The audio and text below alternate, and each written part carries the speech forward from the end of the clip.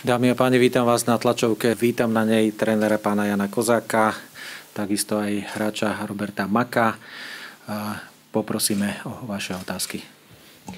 Ladies and gentlemen, welcome to the press conference of Slovakia ahead of their World Cup 2018 qualifier against Scotland. I would like to welcome the manager Jan Kozák and player Robert Mak. Your questions, please.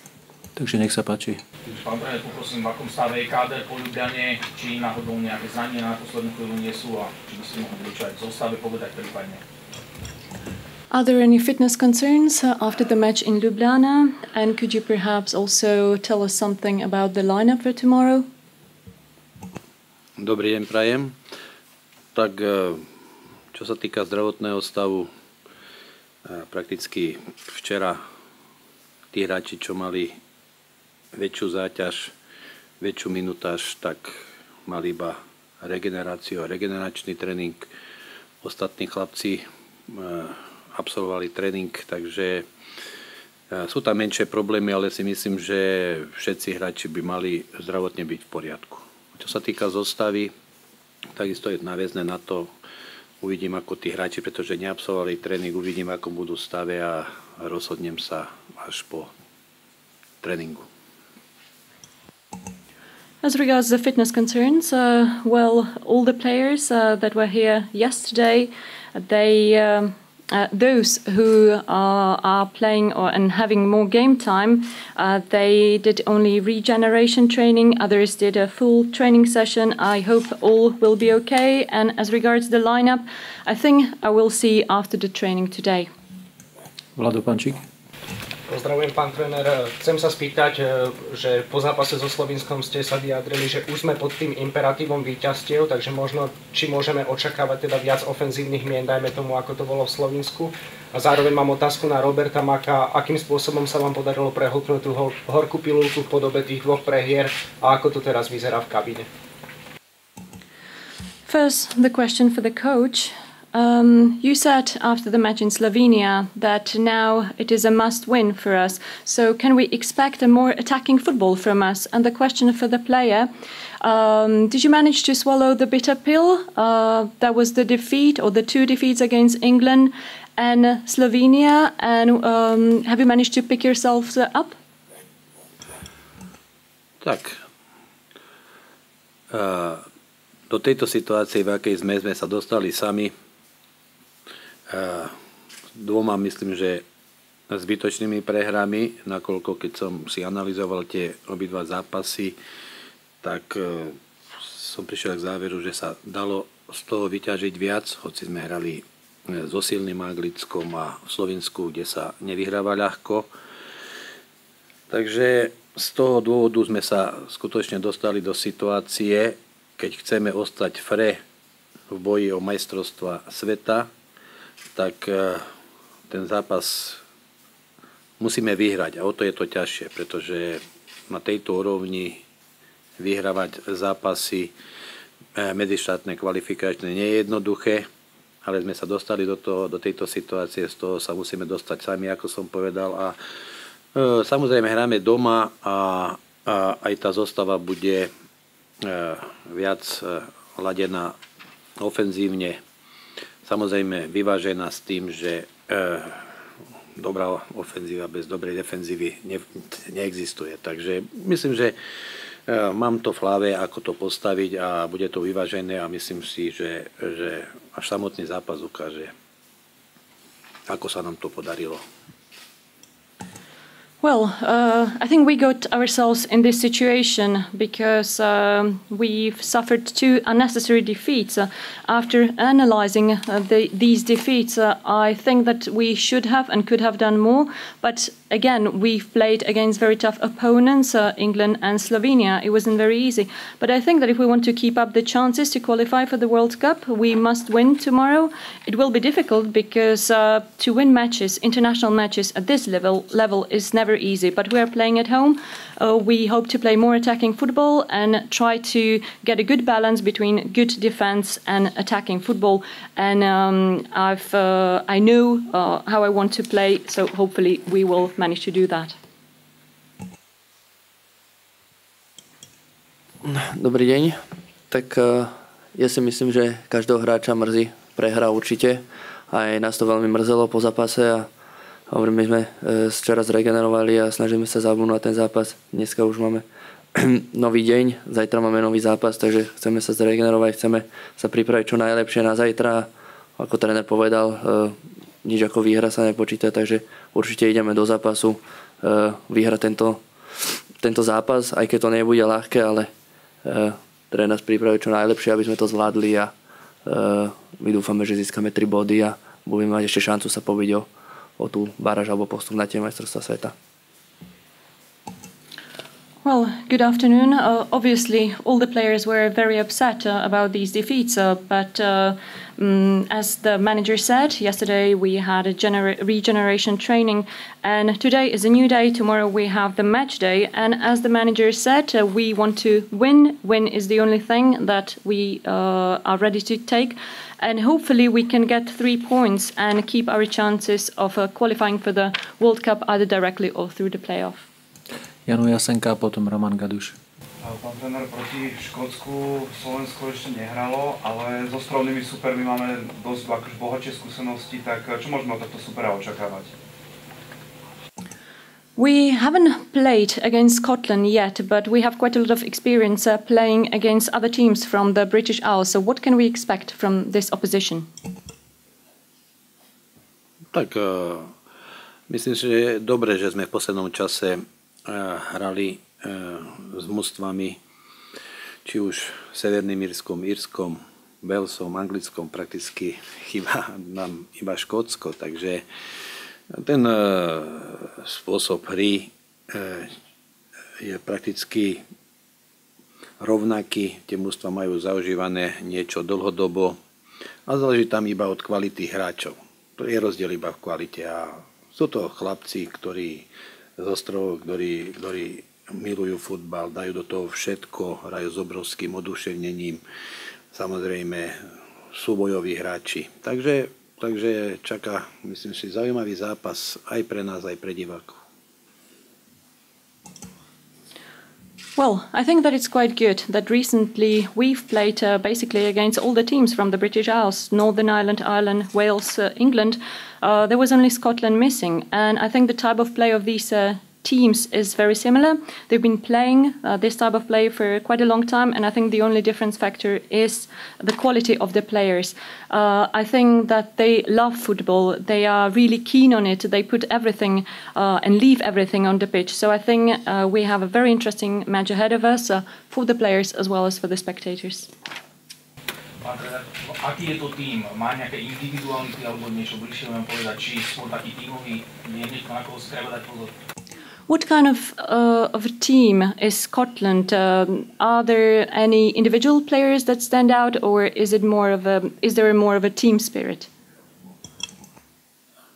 Skôr je to mužstvo tímové, bez nejakých extra veľkých individualit, ale skutočne ako mužstvo pracuje dobre a skúseného trénera majú. Takže je to hrať s nimi či doma, či vonku nie je jednoduché a záleží od toho, jak my budeme pripravení, jak my budeme disponovaní a tak aj ten zápas bude vyzerať. I think they are very strong, especially as a team. They do not really have any individual players that stand out, but they have an experienced manager. And whether you play them home or away, it won't be easy. And I think it really depends on how well we prepare.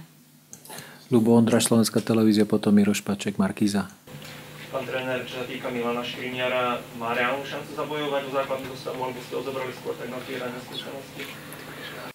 I would like to ask about Milan Škriniar. Do you think he has a real chance to get into the starting 11, or have you called on him to give him more experience?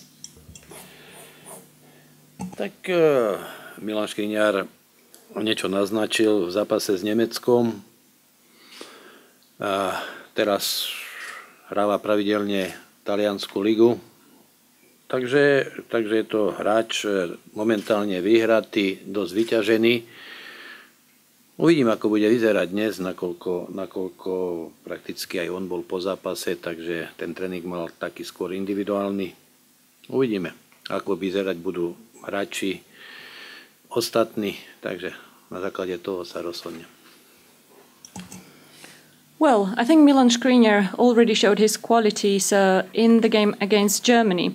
And now he's playing quite regularly in Italy. So we'll see what's his form now and how he's going to feel as well. Today, he's had a match recently, so he had only an individual training. But we'll also see what other players look like. And upon that, we will decide. Pán tréner, čo pre váš tím znamená návrat kapitána Martina Škrtela? What does the return of the captain, Martin Škrtel, mean for you and your team? Ja už som niečo naznačil po zápase v Slovinsku. Skutočne Maťo Škrtel je hráč, ktorý veľmi rád reprezentuje. Dôkazom toho je, že po zlomení nosa odohral ešte s Feyenoordom, sa mu to stalo v strede týždňa, a ešte v nedeľu so zlomeným nosom odohral ligový zápas, v pondelok bol na operácii a hneď na ďalší deň cestoval k mužstvu, čiže v stredu už bol k dispozícii, mužstvu trénoval aj individuálne, aj s Maťom Rusňákom, kondičným trénerom, čiže myslím si, že dosť času bolo na to, aby bol 100% pripravený. Čiže určite je to veľká osobnosť mužstva, kapitán mužstva, čiže očakávam aj od neho veľkú pomoc pre mužstvo. As regards Martin Škrtel, well, I already said it after the match in Slovenia that he's a great professional and he loves playing for the national team. I think it is also proved by the fact that after he broke his nose in the game against Feyenoord, then he also took part in the league match in Turkey. After that, he underwent a nose surgery. And on Wednesday, he was already available to us. He was training individually with Martin Rusňák, the fitness trainer. So we will see. We hope that he has recovered 100%. And as I said, he's a great personality. And I'm very glad we can count with his help. Posledné 3 otázky, čiže najskôr Miroš Paček, potom Vlado Pančík a tretia ešte je voľná, tak možno nechám aj pre nášho kolegu zo Škótska, uvidíme. Zatiaľ nech sa páči. Last 3 questions. Ja, podobná otázka ako na pána trénera aj na Roba Maka, že či sa vy hráči cítite s Maťom Škrtelom na ihrisku taký nejaký pokojnejší, istejší? A similar question for Robert Mack. Do you feel on the pitch that you are perhaps calmer when Martin Škrtel is around? Tak určite Škrtel je náš vodca, je to náš kapitán a určite sa cítime bezpečnejšie, keď je na ihrisku, ale myslím si, že aj minulý zápas bez neho tá defenzíva odohrala jeden veľmi dobrý zápas, ale určite sa tešíme, že teraz nám pomôže a dúfam, že nám pomôže tak, že dokážeme zvíťaziť. Yes, of course, he's a leader and I'm sure that we feel more self-confident when he's around. But I think our defense did pretty well also without him in the last match. But we are looking forward to having him back and hopefully with his help we can win. Mal som v hlave ešte 2 otázky, ak môžem len jednu, tak len na pána trénera poprosím. Keď som sa bavil s Filipom Kišom, ktorý dobre pozná škótsky futbal, tak povedal, že máme vyššiu, možno takú tú individuálnu kvalitu. Či si myslíte, že môže byť to práve tým rozhodujúcim momentom? Ak môžem aj na Roba, takže či si myslíte, že bude ten zápas, ktorý tak výrazne bolí, že naozaj ten super vie byť poriadne tvrdý? One question for the coach. I've spoken to Philip Kish, who knows Scottish football very well, and he said that there's more quality on our side as when it comes to individual players. Do you think that this could be the decisive factor? And a question for Robert Mack. Scottish football can be pretty rough. Do you think this will be felt in the game as well? Tak, keď si pozriete súpisku mužstiev, tak to vyzerá, že niektorí naši hráči hrajú skutočne v kvalitných kluboch a tým pádom by mali mať aj vyššiu kvalitu, ale futbal sa odohráva na ihrisku. Tam sa rozhoduje o výsledkoch, čiže až samotný ukáže zápas, či je to tak, ako povedal. If you look at the squads, you can see that the quality is on our side because some of our players are really playing in top clubs. But football is played on the pitch. Everything is decided there. So I think only the match will show who will win. Tak každý super, každá krajina má nejakú svoju taktiku. Oni majú takú taktiku, ako majú, ale my sa musíme pozerať hlavne na seba. Musíme hrať náš futbal a nezaujímať sa o supera, že čo oni robia, ale čo my robíme a hovoríme, my sa pokúsime byť lepší než oni. I think each opposition have their own tactics, but we need to look at ourselves. We need to focus on our performance, not to be interested in what the opposition wants to do. And I think only this way we can be successful. Any question from Scottish side? Can I ask Robert if Slovakia does not win the game tomorrow, is it impossible to qualify for the World Cup? Otázka na Roberta Maka. Myslíte si, že ak zajtra Slovensko nevyhrá, nebude už možné kvalifikovať sa na majstrovstvá sveta? Tak to si nemyslím. Určite vo futbale sa stávajú všelijaké veci, všelijaké zázraky, či v minulej kvalifikácii, či v tejto určite. Takže určite to nebude naša posledná nádej, ale my ideme do toho zápasu, aby sme zvíťazili a hráme doma pred našimi fanúšikmi. Takže určite spravíme všetko preto, aby 3 body ostali doma a aby sme ten na budúci zás mali o čosi pestrejšie a mali sme tam tie 3 body a hovorím, aby sme mali väčšiu šancu sa byť o ten postup. Well, no, I don't really think so because I think anything can happen in football. There are miracles. I think we've seen them in the last campaign. I'm sure there will be some in this campaign as well. So this is not our last hope to qualify. But obviously we're playing at home. We want to win. We want to get the 3 points. And we will do all we can to achieve that. Ďakujeme pekne. Pozývam vás na tréning 15 minút otvorený od 18. hodiny. Pekný večer.